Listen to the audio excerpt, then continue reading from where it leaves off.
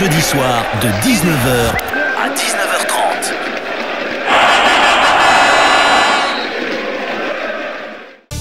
Bonsoir à tous, c'est 100% CO comme chaque jeudi.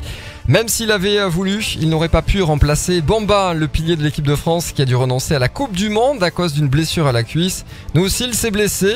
Alors on ne sait pas si c'est un accident domestique, un coup reçu en jouant avec ses enfants ou bien un faux mouvement après avoir célébré l'essai de Dumora le week-end dernier contre Agen. Bref, Cyril Masson a déclaré forfait ce soir. Cyril, notre pilier à nous dans l'émission 100% CO. Pilier évidemment au sens figuré. Et contrairement au règlement de la Coupe du Monde de rugby, nous, on peut pas faire appel à un joker. Après le joker utilisé contre Bordeaux à la maison, il y en avait plus de disponibles pour le CO qui a gagné le week-end dernier contre Agen et qui va devoir mettre le bleu de chauffe ce samedi avec la réception du Stade Français. D'ailleurs, on a des places pour la rencontre Castres-Stade Français, c'est samedi 18h au stade Pierre Fabre. Si vous voulez 2 invitations VIP, vous avez toute l'émission pour jouer, pour nous envoyer Castres au 7 17 18. 100% CO, ça serait pas une émission s'il n'y avait pas des joueurs du CO. Des espoirs ce soir qui sont avec nous. Bonsoir, on les accueille. Lucas, bonsoir. Bonsoir. Lucas Tarin qui est avec nous et puis Pierre Tatre. Bonsoir Pierre. Bonsoir. Alors merci d'être avec nous en ce jeudi soir 100% CO. C'est votre émission, du coup vous allez devoir faire comme les grands, revenir sur les questions du match du week-end dernier. On va parler du Stade Français, on parlera aussi Coupe du Monde de rugby avec un quiz qui vous est tout spécialement préparé, tout comme le quiz demi d'ouverture, hein, puisque on va démarrer avec toi Pierre. Tu as fait tes premières minutes officielles en top 14 samedi dernier, c'était au stade Pierre Fabre, du coup contre Agen. Comment ça s'est passé? Il y avait la famille, les amis, tout le monde était invité pour cet événement? Oui, il y a mes parents qui sont descendus de Dijon, qui sont venus me voir, et oui, après il y a quelques espoirs qui jouaient pas justement au Stade Français qui sont venus aussi, donc c'était vraiment sympa et un grand moment, je pense. On va y revenir. Lucas, du coup toi tu as joué avec les espoirs au Stade Français. On en parlera un petit peu plus tard dans l'émission, ça s'est moins bien passé que les grands. Match un peu compliqué. Un bon début de match, et on n'a pas su tenir le rythme en seconde mi-temps où on s'est un peu effondré, donc des choses à revoir pour préparer la réception d'Aurillac ce week-end. Exactement, et c'est à domicile aussi, donc gros week-end pour les supporters du Castres Olympique. Alors on va revenir sur le match, la victoire face à l'équipe d'Agen le week-end dernier. Encore une fois, il y a du suspense dans cette rencontre, mais si on va revenir sur cette pénalité à quelques minutes, c'est juste avant que tu rentres, hein, Pierre. Oui, c'est ça. Juste avant que tu rentres, pénalité pour le SU Agen. On se remet dans le contexte avec Alain Gaillard et Brice Vidal au commentaire. Vous allez voir qu'à 100%, il y a quand même du beau monde pour commenter.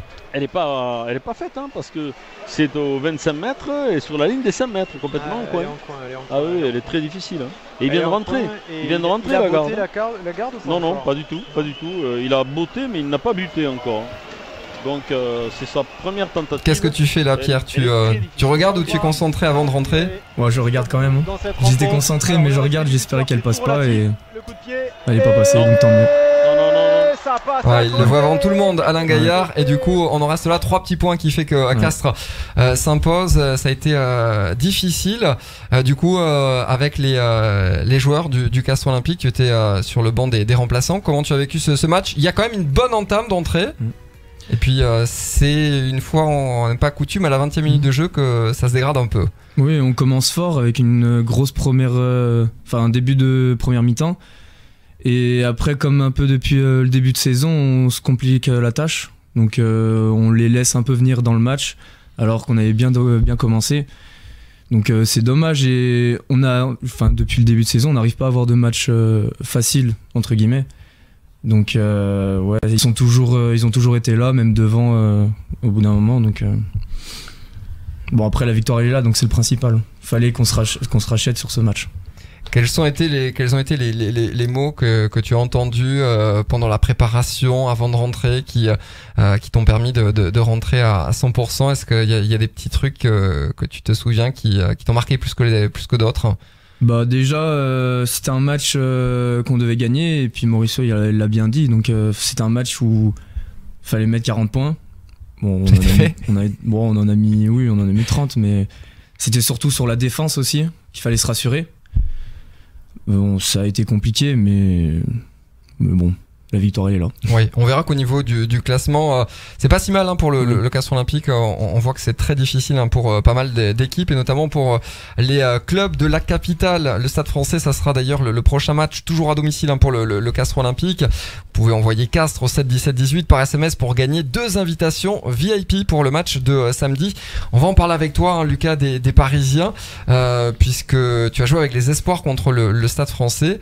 Alors l'équipe 1 du Stade Français a très très mal, contrairement aux espoirs qui vous ont battu le week-end dernier. Ouais, ils ont une bonne équipe qui s'appuie sur des fortes individualités et avec une bonne défense collective comme l'équipe première. Ils appliquent le même schéma de jeu, donc on a eu quelques difficultés. Même si en début de match où quand on a mis de la vitesse et qu'on les a déplacés, vu qu'ils étaient plus solides et plus lents que nous, on a réussi à trouver des espaces. Mais après quand on tombe dans leur travers, dans leur jeu, à vouloir les défier devant et vouloir jouer à une passe, ça marche pas quoi. Donc trouver les solutions avec une bonne semaine d'entraînement pour repartir que ce soit en espoir et en équipe première sur de nouvelles bases. Ouais, tu joues centre avec les espoirs du Castres Olympique. Il y a eu 3 matchs hein, pour démarrer la saison. C'est 2 défaites je crois et une victoire. Du coup pour équilibrer ce week-end il faut gagner contre Aurillac. Ouais, obligatoirement. Ouais. En plus on a à cœur de réussir à domicile Oreille. L'année dernière on a vu que ça nous avait bien fait fonctionner, donc il faut qu'on continue. Il y a une autre ambiance et c'est vraiment sympa quand même de gagner à la maison. Et puis on est c'est quand même important pour le maintien quoi. On aimerait bien se maintenir, c'est l'objectif principal de la saison en espoir élite. Donc, complètement. Et du coup Pierre qui d'habitude joue avec les espoirs, il y a la Coupe du Monde, du coup Roda Pileta qui n'est pas là, et puis quelques blessures fait que tu étais sur la feuille de match. Pourvu que ça dure, on a envie de te demander comment tu te sens, comment tu abordes les prochains matchs, les prochains jours, les prochaines semaines. Après c'est toujours un plaisir d'intégrer le groupe professionnel. Après le souhaiter le malheur des autres, non, pas forcément, parce que là je suis rentré sur maladie de Yann. Oui. Donc Fortunel, hein, l'ancien Montalbanais. Ouais, c'était Yann qui était dans le groupe, je l'ai remplacé. Après Fortunel, oui, qui a eu le genou. Bon là il revient en forme. Donc et puis Benjamin Roda Pileta qui est à la Coupe du Monde, donc tant mieux pour lui et tant mieux pour moi. Je souhaite qu'il revienne plutôt que l'équipe de France, hein, Benjamin Roda Pileta, évidemment, sans méchanceté aucune, hein. Ça voudra dire que l'équipe de France continue et pas l'Argentine. Ou bien les Anglais, hein, si les Anglais pouvaient passer à la trappe, je pense que tout le monde serait d'accord. Le Stade Français donc pour le Castres Olympique, peut-être dans le groupe, peut-être pas, hein, à l'heure à laquelle on parle, on le sait toujours pas, mais le Stade Français qui est au plus mal, dernier du championnat. Est-ce que c'est à votre avis une pression supplémentaire pour le Castres Olympique? Est-ce que le CO a fait le plus dur en enchaînant contre Agen? Comment préparer ce match, Lucas? Comment les aborder, toi qui les as joués avec les espoirs le week-end dernier? Là on a commencé sur un très très bon début de semaine d'entraînement. Il faut rien lâcher. Le plus dur c'était de gagner à Agen, mais il faut quand même confirmer. Il y a rien qui est fait, surtout à la maison devant les supporters. Il faut absolument gagner et confirmer ce qui a été fait auparavant. Avec une bonne semaine d'entraînement, je pense que tout est possible. Et des bonnes séances vidéo, bonnes séances sur terrain, donc ça devrait. Oui, parce que vous faites partie vous entraînez avec l'équipe 1 hein, la semaine, donc ça aussi, hein, ce sont des petits repères qui font que c'est plus facile hein, pour rentrer comme tu l'as fait, Pierre, il y a quelques jours contre Agen. J'ai le téléphone qui sonne. C'est pas à moi qu'il faut envoyer des SMS, mais il faut envoyer à Castres au 7 17 18 pour gagner les places VIP pour le match de samedi. Ça sera 18h au stade Pierre Fabre, Castres Stade Français.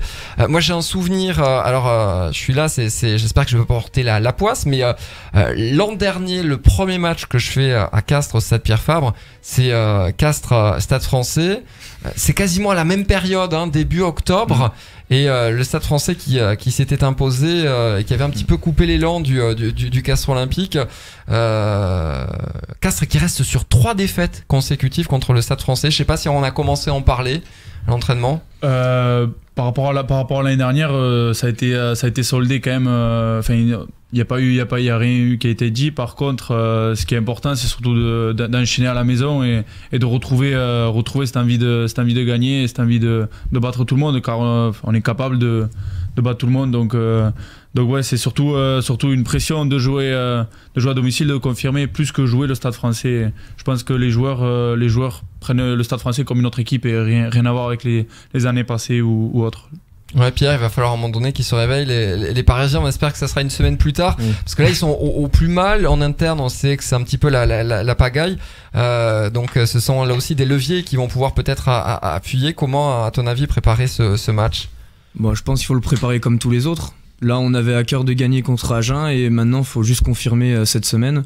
On sait que la saison dernière, le Stade Français, ils étaient mal en début de saison. Oui. Et justement, ils avaient gagné. Ils s'étaient réveillés, ouais, justement, contre le Castres Olympique. Donc, faudrait les laisser derrière et au bas de tableau. Et puis nous, il faut qu'on se réveille et qu'on fasse un doublé à domicile. On l'espère, 5 essais en moyenne encaissés par le Stade Français par match, c'est assez incroyable. Donc voilà, il y a peut-être des leviers sur lesquels appuyer pour battre le Stade Français et enchaîner. Pour cette rencontre, sachez que le CO, les Olympiens et leurs compagnes vont se mobiliser, car Octobre Rose, ça démarre.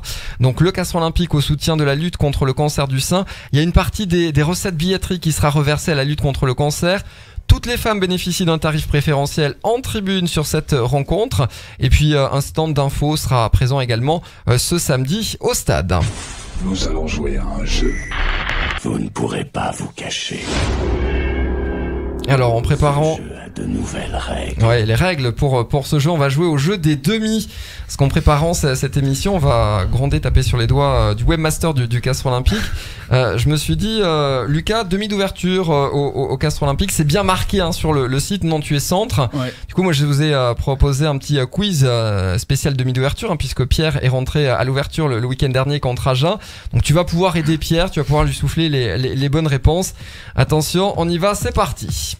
Alors, qui était demi d'ouverture au Castres Olympique lors de la finale du bouclier de Brennus en 93 contre Grenoble? Wow. Moi je dirais une bêtise, mais... Tu dirais qui, toi? Moi, si je vous dis Francis? Moi je dirais Francis Ruiz. Ouais. C'est ce que j'aurais dit aussi. Allez, Pareil. bonne réponse. Deuxième question, quelle demi d'ouverture a joué pour Toulouse et Castres? C'était dans les années 2000. C'est pas Hugo Mola? Non, oui, mais il a joué, il a fait exactement le Toulouse-Castres, mais il n'était pas demi d'ouverture. Il a joué à Toulon également, le petit Mozart du rugby français. Yann, son prénom. Yann Delegue. Ouf. Non, je l'aurais pas trouvé.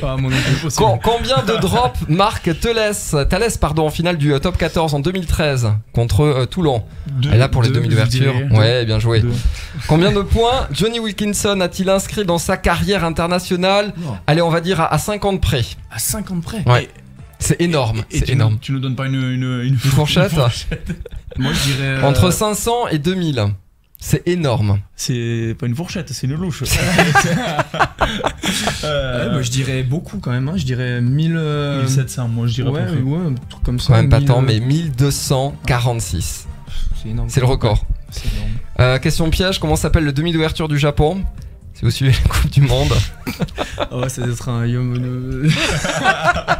Je pourrais pas dire. Ouais, c'est un peu plus court, c'est Yu Tamura. Voilà, demi-ouverture japonais qui a fait mal à l'Irlande le week-end dernier. Supporter évidemment de l'équipe de France, vous les voyez arriver loin, quart de finale. Après, c'est une Coupe du Monde, tout peut se passer comme en 2011. C'est vrai. Donc oui, je pense quart de finale. Moi je les vois quart sûr. Ouais. Et après c'est des matchs, éliminatoires. Tout peut se passer. C'est les quarts. C'est un match. Le plus dur pour moi c'était l'Argentine, premier match. Le taf a été fait. Après à eux de confirmer les États-Unis, les Tonga et bon après les Anglais c'est pareil, c'est comme un match éliminatoire quoi. Vos modèles en tant que centre pour toi Lucas, est-ce qu'il y a des joueurs qui t'ont marqué? Ouais, quand j'étais plus jeune, je prenais beaucoup d'exemples sur la paire de centres néo-zélandaise. C'était Sonny Bill en 12 et c'était J'ai perdu son nom. L'ancien palois. Oui, Conrad Smith. Voilà. Smith. Ok. Et toi, en demi-ouverture? Moi, c'est Johnny Wilkinson. Alors, tu savais pas le nombre de points inscrits par Johnny? Ah ouais, ça, je l'avais pas compté. Est-ce que tu as la mimique pour taper les transformations de Johnny Wilkinson? Non, pas comme lui. Quand j'étais jeune, oui. D'accord. Quand j'étais jeune, je le copiais. On te l'a fait modifier après? Bon, après, j'ai essayé de trouver un truc à moi. Allez, on y va pour le deuxième et dernier quiz. On parlait Coupe du Monde. Est-ce que vous êtes incollable sur la Coupe du Monde? Alors là, tout le monde joue évidemment. On va compter les points. Il faudra qu'il y ait un vainqueur. Alors, où a eu lieu la toute première finale de la Coupe du Monde de rugby? C'était en 1987. Je dirais à l'Eden Park, non? C'était pas Nouvelle-Zélande? Si, Nouvelle-Zélande, un point. Ça marche. Quelle était l'affiche de la finale de la Coupe du Monde en 2007, Afrique du Sud, Argentine? C'est moi qui donne la réponse en plus. C'est pas Afrique du Sud, Angleterre en 2007? Afrique du Sud, Argentine. En plus, je vous donne la réponse. C'était où ce match en 2007? Il se déroulait où, vous vous en souvenez? En France, en 2007. Exactement. 2 points pour Lucas, il faut se refaire. C'était l'Angleterre, hein? Je crois que c'était l'Angleterre. Et non, c'était Afrique du Sud. Ah oui, Argentine, on les joue en match pour la troisième place. Complètement. Exactement.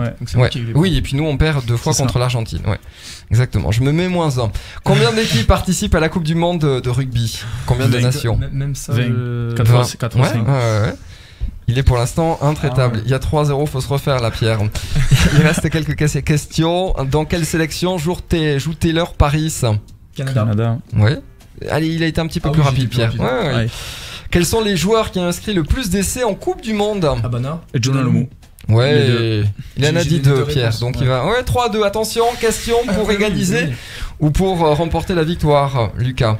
Écoutez, c'est une question, il va falloir... Vous avez le casque sur les oreilles? Ouais, c'est bon. C'est parti. Quel est le nom de ce présentateur? Et enfin trouvé le... Sous l'émotion, je repère mes mots, Gilles. A enfin trouvé Mais ce fut vraiment très compliqué pour ces Bleus. Pour lui aussi, de qui s'agit-il? Ah d'accord, vous êtes le genre de personne à baisser TF1 quand il y a les matchs. C'est Christian Jean-Pierre. J'ai hésité complet. Non. C'est effectivement donc Lucas qui remporte le match. On a un petit dossier sur Christian Jean-Pierre. C'était d'ailleurs en Coupe du Monde. On va vous faire écouter. Il y a le Pays de Galles qui joue contre l'Afrique du Sud. C'est l'Afrique du Sud qui mène. Et Christian Jean-Pierre, il est tout fou. Il croit que c'est le Pays de Galles qui s'impose. Ah ouais. Dis-le. Oui, non, mais on est toujours à 17-16, bien sûr, pour l'Afrique du Sud. Le drop n'a pas été mis. Vous avez raison de le signaler. Il n'y a pas de souci, on est à un point, tout peut se passer. Je veux dire, voilà. Mais vous comprenez pourquoi on joue avec un jeu à une passe côté sud-africain, on ne prend pas de risque. Voilà. Ouais, dans le temps additionnel, c'est fini. Ah ouais. Pauvre Christian Jean-Pierre, il n'y était pas. Donc voilà, pensez-y. Si vous regardez le match sur TF1, regardez bien le score parce que parfois ça va pas forcément avec les commentaires de Christian Jean-Pierre. Allez, quelques minutes encore pour envoyer par SMS le mot à Castres au 7 17 18 car vous allez peut-être gagner 2 places VIP pour le match de samedi. Castres, Stade Français, c'est donc au stade de Pierre Fabre avec peut-être Pierre pour une feuille de match. On croise les doigts. On espère, après on verra. Sinon, de toute façon, ça sera toujours au stade du Ray cette fois-ci, toujours à Castres. Avec voilà. À 15h, juste avant. 15h, histoire d'avoir un vrai week-end rugby. En plus des matchs de la Coupe du Monde, vous allez au stade du Ray avant le match de 18h. C'est contre Aurillac samedi. Ouais. Allez, un petit pronostic. Et pour le match Castres-Aurillac et pour Castres-Stade Français. 100% CO. 2 victoires. Avec du bonus 100%. 2 victoires. Allez, on va jouer la fine bouche, mais on espère au moins effectivement les points de la victoire. Merci beaucoup d'avoir été avec nous, Lucas. Merci à Pierre. On va l'enregistrer bien comme il faut et puis on va la ressortira d'ici quelques années quand vous survolerez le top 14 avec le Castres Olympique et l'équipe de France. Ça marche. Ça marche. Bonne soirée avec nous. 100% tube, c'est la suite. 100% CO. Tous les jeudis soirs de 19h à 19h30.